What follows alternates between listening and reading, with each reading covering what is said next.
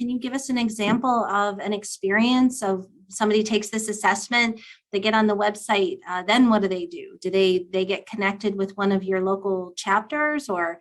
What we're trying to do is we have about 4,500 member companies ranging from Toyota, Ford, GM, right down to Tier X, to very, very small to medium-sized companies. We're not in the HR business per se. My job is to basic knowledge transfer. So how do I arm you or provide you access, pervasive access in this case, at low to no cost, with what you're going to need, what you're going to focus on, help you get organized and focused on what's really important, and what prospective employers will want you to be able to contribute to their business. So that's where we're starting. And that's what this is. It's just like we could open the door, and as I said, it's for prospective employees of any shape, age, form, etc. We need all the help we can get in the automotive sector right now. And whether it's folks being repurposed into new assignments who have been in business or in a different industry and are looking for opportunities in automotive, or whether the young folks coming up saying, hey, I want to feel my way through or get more focused at a junior college before I make a formal commitment at an undergraduate, or perhaps moving forward to a higher level of certification or degree.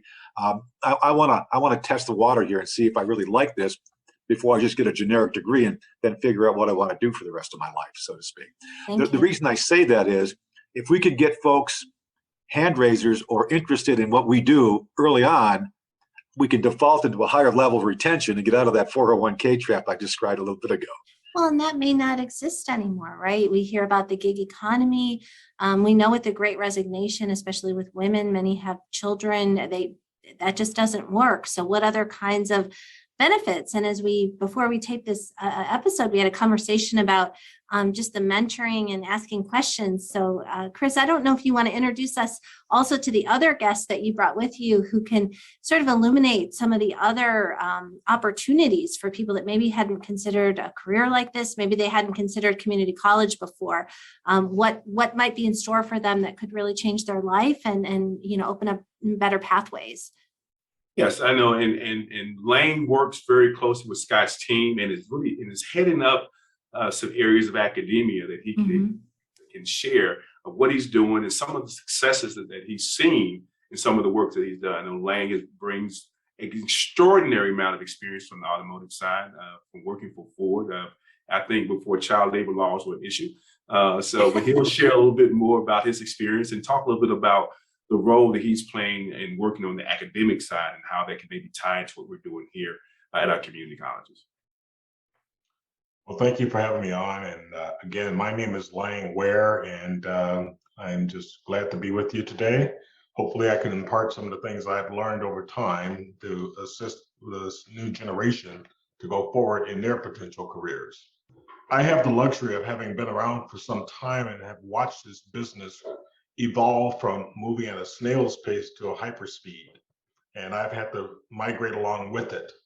And in a previous conversation I had with Chris, I told him, I says, we're not watching evolution, we're participating in a revolution. Things are moving that fast in this business. And along with that, the challenges of labor has got to keep pace. And right now, we're not winning that battle. However, there are certain great things going on that are going to help close that gap, and working with people like yourselves will help bridge that. We've done severig things at AIG, recognizing that there is this knowledge gap, and that's one of my primary challenges that Scot has challenged me with. And having witnessed it all of my career, I have a pretty good idea of some of the things that we need to get started on. My predecessor started a program called GapScan. And this was having to work with supply chain and purchasing in the automotive sphere. Before I go too far, I want to just include that we branched out beyond just automotive. We're more so into mobility now as well. And we're focused in aerospace, as Chris alluded to a little bit earlier. We work with several aerospace companies, some that you know very well, like Boeing. So we've been able to spread our wings a little bit in order to share what we have in our parallels. We have three primary parallels of supply chain quality, corporate responsibility, and so forth. And with those, we're able to educate the community that is out there that's coming up through the different educational levels. Community college is very important to us because it's a feeder into the university level. Now, one of the programs that I run is with Wayne State University in Detroit, Michigan. And Wayne State has a feeder system from various community colleges. And we actually have what we call a 23-week program in purchasing and supply chain, where we have industry specialists to come in weekly in a winter session and a fall session. And at the end, participants will receive a certificate from Wayne State. So it is an accredited program that they can learn a lot of valuable information from that they can apply immediately in their day-to-day life.